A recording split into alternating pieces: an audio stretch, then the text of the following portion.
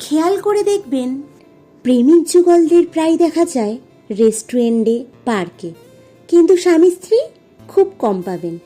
এটা অপ্রিয় হলেও সত্য।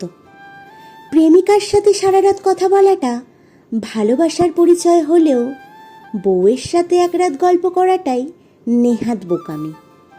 প্রেমিকার লাল গোলাপ পছন্দ বলে সারা দুনিয়া এক করে লাল গোলাপ হাতে দিতে ব্যস্ত প্রেমিক, কিন্তু বউয়ের জন্য কখনো একটা গোলাপের আবদারে তার আদিক্ষেতা লাগে।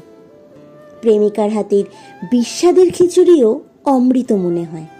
মাসান্তে বউয়ের রান্নায় একদিন লবণ কম হলেই সেটা তার ভীষণ বড় অপরাধ।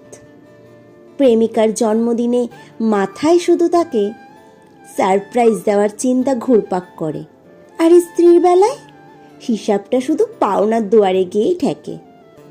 প্রেমিকার জন্য 32 মাইল দূরে গিয়ে 30 টাকার ফুচকা কিনতেও বাধে না, আর স্ত্রীর জন্য মাসে একদিন সময় বের করাটা অপচয় বলে মনে হয়। প্রেমিকা অসুস্থ হলে 10 মিনিট পর পর খোঁজ নেওয়াটা কেয়ার বলে গণ্য, আর স্ত্রী অসুস্থ হলে কেয়ার দরকার হয় না, বিরক্ত লাগে।